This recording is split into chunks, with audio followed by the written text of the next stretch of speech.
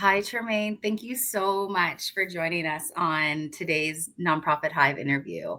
Yeah. If you could you please introduce yourself and tell us a bit about your nonprofit journey? What led you into this work and what keeps you inspired today? Yeah. So I'm Tremayne Edwards, pronounce he, him. By day, I serve as a director of fundraising and strategic partnerships for a wonderful organization called Community Justice. And for me, that means I get the joy every day of building resources and power for community. I often like to think that's what kind of brought me into the space of my nonprofit journey. Prior to that, over 10 years ago now, I started as a public servant, but through the local government space. And I quickly learned that I loved helping people, um, but it really wasn't the umbrella that I wanted to do it under. And so I was trying to find a way to continue to do that work, but in a more meaningful, which I learned the word was mission based work. I started in community centers. That was my love of working with children, working with families who are often overlooked, undervalued, under resourced. And I wanted to find a way to how continue to do that for community. I think as somebody who also himself just navigated the world without a lot, I knew that I wanted to find a way to help people. I knew that for the rest of my life, my career was going to be meant for helping people. And so that's what kind of started me about 10 years ago. When I left local government, funny enough, I took a gap year or two to become a nanny. And during that time, got to really figure out what is it that I wanted to do.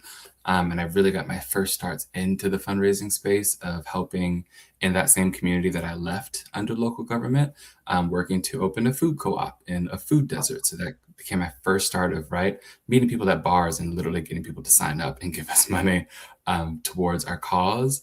I got to join a couple of nonprofit boards. I got to help start something incorporated as a nonprofit leg to help the food co-op. And then from there, kind of just grew into working in a regional arts organization who did a capital campaign to reopen the theater that had been shut down for like 50 years. Wow. And really got to learn there as well through our chief development officer, who is no longer there, but Beth Doyle, if you're listening. She always taught me that, she told me one day, Tremayne, you also work in development. Your relationships and how you interact with people each day when they come through these doors are also development. Because I was a people person. I love connecting with people. And I think for me, that quickly helped me build in this journey of, oh my goodness, I love talking with people. I love connecting and learning about people. And if I can utilize that superpower to have them also be aligned with the work that I'm passionate about and giving towards those causes, sign me up. And so now, 10 years later, here I am still being able to have conversations with people and connect with them in a transformative way and not a transactional way, which is really big for me. To have people see that I'm passionate about a thing and how they too can find themselves in that same space, in that same lane, in that same fight and movement. I love that. You said so many great things. And I think I love that you were able to take time to find what your passion is and like kind of hone in on that space. But then you mentioned something about development and relationships. And I think that is so crucial. Everyone in the nonprofit space, volunteers, staff members, people in programming are all part of that development. And everybody has an opportunity to touch people within the community of that nonprofit ecosystem. And I love that you naturally fell into that spot. But I think it's important for all nonprofit folks working, volunteering, whatever that looks like. They're all part of that process. And I just think sometimes it's undervalued, or people don't see themselves in that space, or they don't see themselves as a leader, or building that narrative around what that nonprofit offers and helping build that community. So I love that you named that. And yeah, it feels good. Thank you for that.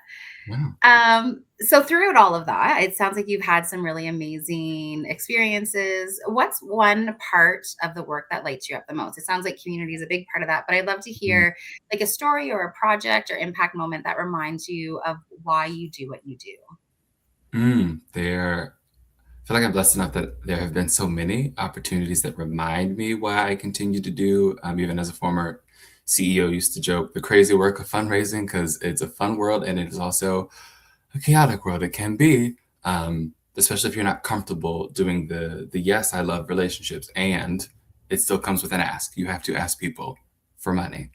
Um, I would say the thing that helps me often, that I have found my deepest love, of even when it still brings me back to fundraising, is collaboration. Like Mm, I love collaborating around events, and people who have worked with me and have worn a couple different hats in my career. I've always told a team, I've always told partners that like I am big outside of alliteration, because you're going to find that a lot of me today as an English major. I don't believe in competition. I believe in collaboration. I feel that funders often love to see collaboration. I think donors want to see collaboration. I think our world and our society wants to see more of that yeah. collaboration. And so for me, anytime that, sometimes even lately, if I'm doing a grant, if there is an opportunity in a local area that partners also live in, I want to see how we can bring our folks into that space with us to highlight what you're doing as well, because I don't think that we ever have to be in a silo when we can live together in those solutions.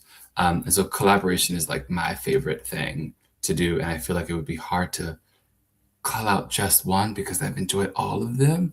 But collaboration ultimately for me is that great moment. Especially, I love doing a program grant funded Mm, collaboration, because I feel like it's a trust building thing too, right? When you work with somebody to that level and you're saying, "Oh, hey, here's this opportunity.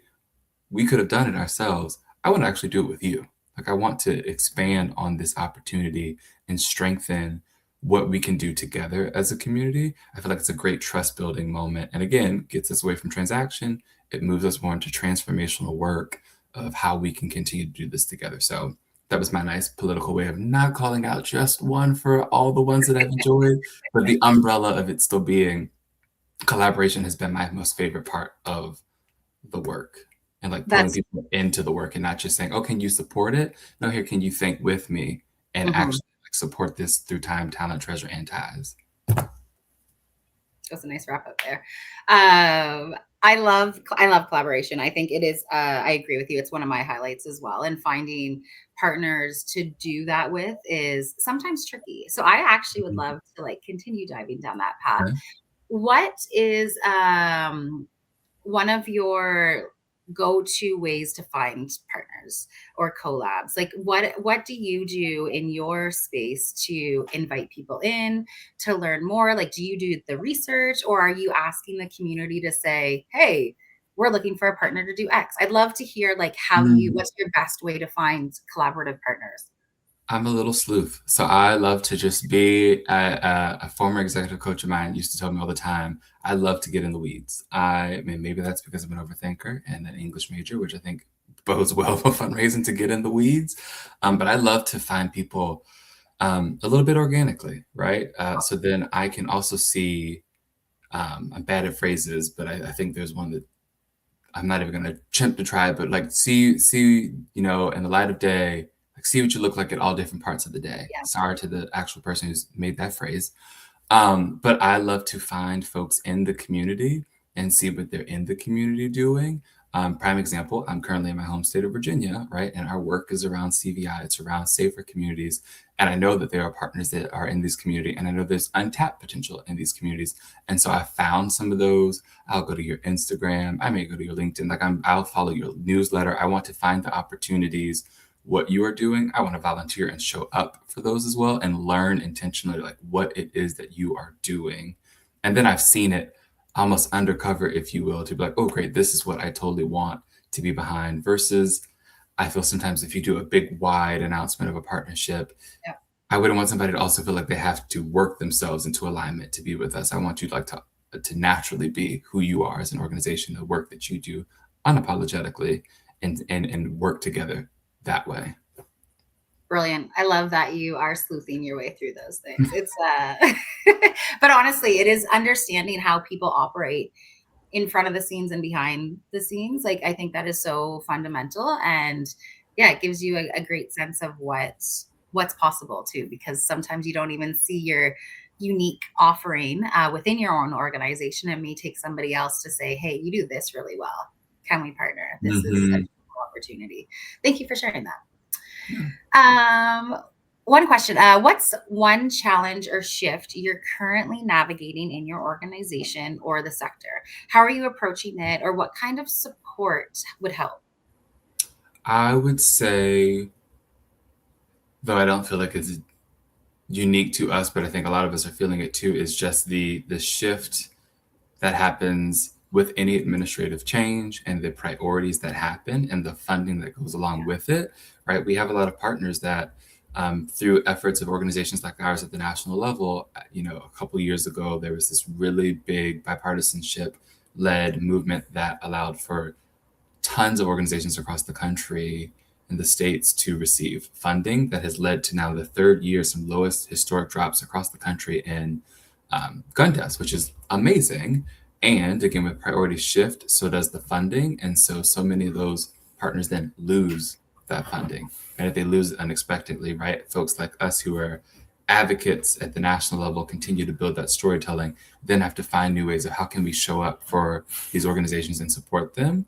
And everybody is looking towards grants right now, right? And they are overloaded with requests. I think even the amount of times that I've recently got, feedback of, hey, this was great, maybe the next cycle, right? But they didn't even have time to give you feedback because they themselves are overloaded with the amount of that work. So I think that's something that, right, as we still navigate what grants may be an opportunity, shifting even more to how we can expand our donor base, right? How can we continue to expand? Who can be those folks who want to join us in a major level of partnership and giving? How do we grow out those monthly level giving opportunities? Because those are great, sustainable, predictable ways of revenue. So I think right now that pivot is the challenge. And I think that I'm somebody who doesn't believe often in problems with possibilities, again, alliteration.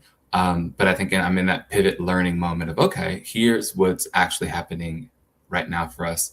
Now, how do we pivot to keep going? Because the work can't stop, because lives quite literally depend on it. But I think right now that's kind of that new space of really engaging in different conversations with folks that maybe have not historically been used to that with us. Um, but now here's an opportunity for us to expand on the work that we can do in a new, powerful way. So I think for me, it's also, yes, it's the pivot of doing it, but it's an exciting pivot because we're expanding based on our destiny. And we just want you to see that with us and help us keep the road going for momentum. Yeah, sometimes telling that like what the future holds or what's possible, and we want you to help build that with us is really a powerful tool.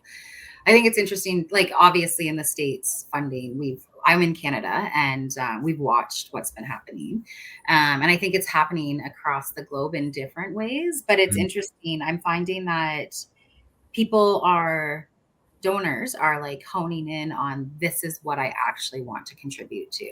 So I think there's some big moves that need to happen, and maybe the smaller nonprofits might be more nimble to do this over the large ones, where you can actually build your community and like tell that story like this is how we're making a difference, and this is why we need your support to help mm, fund that difference. And I think donors are starting to get more strategic in how they actually support nonprofits or charities. And yeah, I think it is the way of the future, and we have to be very thoughtful and mindful about how we're making those asks and who we're making them to, um, mhm, because the reality is it's everybody's feeling stretched, and we need to find our groups that really want to champion this work with us.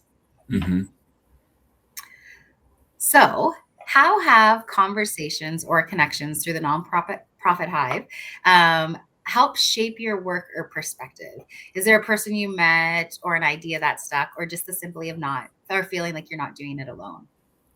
Oh, so that has been probably one of my most favorite parts of the nonprofit Hive since I joined last year is that not only just conversation, but like the connectivity and the ongoing conversation. So I've been able to connect with a couple of folks through the Hive, and like we've now exchanged numbers and we like talk on an ongoing basis. We have our own one-on-ones beyond the one that started.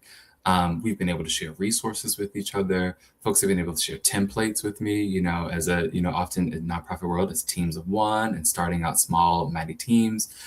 Having other folks who were also in those similar spaces and we're able to grow or expand and have these amazing tools that it's been One of my key favorites that I've had about 3 particular interactions now where folks are like, "Oh, if you want, like, send that document to me. I'm happy to help you review it. Oh, you know what? I've actually got a template that'll show you how to get A to Z on that opportunity through that foundation directly. Here it is." And the beauty of not gatekeeping Mhm. is a beautiful thing, and I think an important thing for fundraisers, because again, we don't have to be in competition. We are in collaboration, and I operate out of abundance, and we're not lacking of anything. We just need to understand that we can together collectively reach our goals. Um, and so it's been really fun through the Hive to have some of those interactions with folks that have no problem sharing those resources and sharing those tips, and then saying, "Oh, and then follow up with me to let me know how it went." Awesome. I love the connection over like or collab over competition. I think that for I don't know why we got stuck in that competitive space in the nonprofit sector.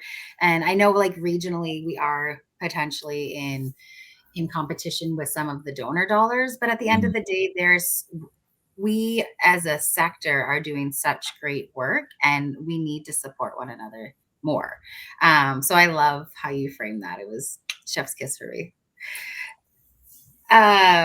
Okay, so what's one insight, resource, or mindset that's helped you recently and Mm. might help others in this community too? I'd love to hear kind of what resources you're utilizing right now. Mm. So I would say I am a data nerd. Um, Unashamed about being a data nerd. So I honestly, my greatest resource has been our database. Cool. And utilizing that donor data in a new way, in a different way, right? Being able to look at who have been some of those top donors, who have been some of those consistent donors, and then looking them up, learning more about them, taking that information that I've learned, placing it within their portfolios, sharing that within who next on the team could be a follow up. Our database has, quite frankly, been a huge resource to me outside of folks, that I've been able to meet through the Hive, who have been able to meet through LinkedIn. I realized this past year that I was underutilizing my algorithms. And I have synced them up beautifully now that I am getting a lot of tips and resources by just thought partnership, which is huge for me. I'm a big lover of thought partnership. So that's really been helpful for me. And I would say my greatest mindset in fundraising for me um, has been the reminder of like relational fundraising, like getting truly away from, and anybody who's worked with me knows that I have probably said transformation over transaction 1,000 times. But I believe in it. It's something that I really believe in. And it's been nice to see other folks, whether it's been through LinkedIn or other platforms like the Hive, speak often on that on my timeline to see people talking about, the beauty of, writing those donor cards as I have some literally to the left of me as I've been writing to folks, right? And how the data also supports it, right? Being relational, there's still science and fact-based evidence that shows us there's science behind the implications that can come for your organization. But being relational has been my greatest mindset and North Star for me around true community engagement. I've always lived on a principle as well that I always said true community engagement is about helping the community find their power. And I Mm, really feel like that same principle can be utilized in fundraising because you're not only just unlocking a gift from someone, but you're unlocking potential of what that gift with them will do for your organization. And I think that that only comes when you're being relational with that partner and understanding how they too want to still be intertwined in this work, and building that relationship with them. That's not just a thank you so much, Nicole, for your gift. I'll talk to you again maybe in 6 months when I need to like re up on it, right? But taking you through that journey of the 6 months of saying, oh, hey, so that gift that you made for us, here's the opportunity that's coming up soon. Would you like to come and see it in real time? Would you like to join us for this event? And really kind of just building out um, a more connected relationship with folks. That for me is, I've been saying and preaching it for a while. I think as somebody who's often lived in different fundraising spaces, political fundraising spaces, where I feel like they can sometimes be very transactional, right? Because you're working towards a gift. You've seen them all on the ads and whatnot. Please give so I can do the thing, right? I want to yes and that gift, and then I want to take you on the journey with me to show you what you're protecting your community from. brilliant. I love it. Thank you so much, Tremayne. This conversation has been inspiring, thoughtful, and it's given me some guidance on where and how to take some of my next discussions and partnerships with. So thank you so much. Any final thoughts before we wrap? My final thoughts before we wrap up. I would just say how wonderful it's been to make a lot of these connections through the Hive. And it again reminds me to the same mindset of how beautiful it is to have collaborators throughout this work in a time and a season where so many of us are probably just feeling scared and anxious and angered and so many different things. That a feeling that is I'm reminded every time I get to have these weekly connections with somebody through the Hive is hope. Hope is still available to us, and it's really important to be reminded of that, especially in the work that we do. We are providing hope to our community. Thank you. That's beautiful. Thank you. Okay, I'm going to wrap it there. You said so